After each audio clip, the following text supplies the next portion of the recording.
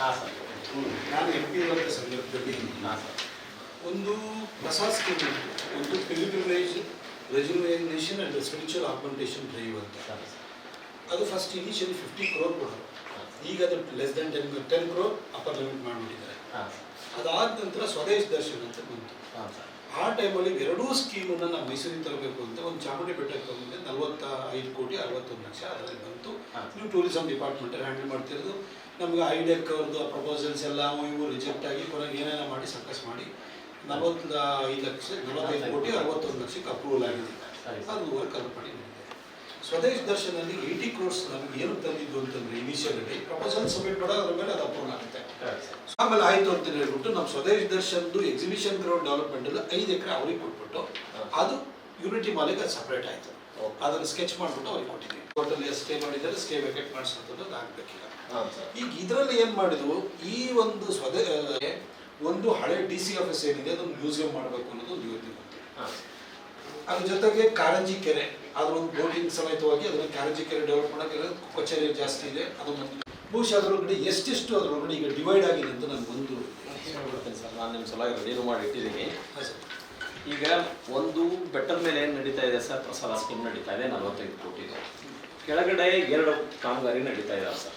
ಇದು ಎಲ್ಲಿ ಸ್ವದೇಶ್ ದರ್ಶನದ್ದು ಒಂದು ಟೊಂಗಾ ರೈಡು, ಇನ್ನೊಂದು ಎಕಾಲಜಿಕಲ್ ಎಕ್ಸ್ಪೀರಿಯನ್ಸ್ ಝೋನ್ ಅಂತೇಳಿ.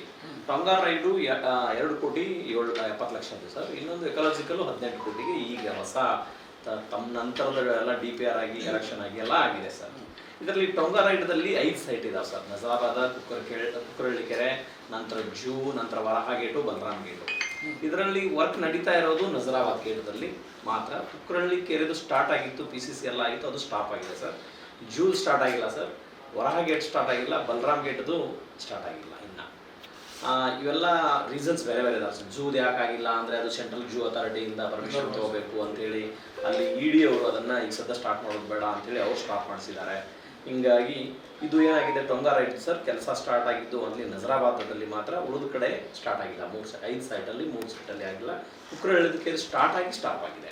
ಇನ್ನು ಇಕೋಲಾಜಿಕಲ್ ಎಕ್ಸ್ಪೀರಿಯನ್ಸ್ ಝೋನ್ದು ಏನಾಗಿದೆ ಸರ್, 8 ಪ್ಲೇಸಸ್ ಇದ್ದಾವೆ ಟೋಟಲ್ ಅವು. ಅದರಲ್ಲಿ 8 ಪ್ಲೇಸಲ್ಲಿ food kiosk, food plaza, zip line, rope bridge ಮತ್ತು ಇಕೋ ಟವರ್ ಇವು ಸ್ಟಾರ್ಟ್ ಆಗಿದ್ದಾವೆ. 4 ವರ್ಕ್ ಸ್ಟಾರ್ಟ್ ಆಗಿಲ್ಲ.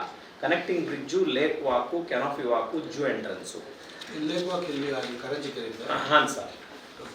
ಪುನೀತ ಇವೆಲ್ಲ ಸ್ಟಾರ್ಟ್ ಆಗಿದೆ. ಇಕೋ ಟವರು ಇವೆಲ್ಲ ವರ್ಕ್ ಸ್ಟಾರ್ಟ್ ಆಗಿದೆ. ಈಗ ಕಾರಂಜಿ ಕೆರೆ ಎಷ್ಟು ಇದು ಮಾಡಿದ್ರಿ ಫಂಡು? ಅದು 18 ಕೋಟಿ ಇದೆ ಸರ್ ಪೂರ್ತಿ. ಓಕೆ. ಹಾಂ, ಕಾರಂಜಿ ಕೆರೆ ಟಾಂಗಾಗೆ 2.7 crore ಕೊಟ್ಟಿದ್ರಿ.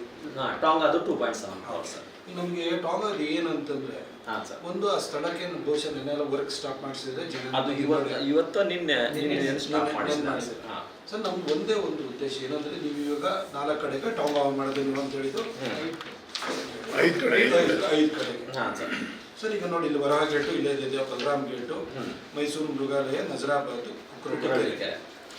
ಇಲ್ಲಿ ಈಗ ಈ ಒಂದು ಏನು ಇದಿದೆಯೇ ಏನು ಅದು ನಜರಾಬಾದ್ ಇಲ್ಲ, ನೀವು ನೋಡಿ ಅದು ಮೇಯ್ನು ಅರಮನೆಯಿಂದ ನಮ್ಮ ದಸರಾ ಪ್ರೊಸೆಷನ್ ಸ್ಟಾರ್ಟ್. ಇದನ್ನ ನಾವು ನರು ನಿಯೋಜನೆ ಬಂದಾಗ ಇದು ಒಂದು ಸುತ್ತ ಅರಮನೆ ಸುತ್ತ ಒಂದು ರಾಜಪಥ ಮಾಡಬೇಕು ಅಂತ ಹೊರಟಿದ್ವಿ. ನಾನು MP 2014 ಬಂದಾಗ ಅದು ಏನೇನೋ ಸ್ವಲ್ಪ ಸ್ಕ್ಯಾಮ್ಗಳಾಗಿ ಏನೇನಾಗಿ ನಿಂತೋಗ್ಬಿಟ್ಟಿತ್ತು.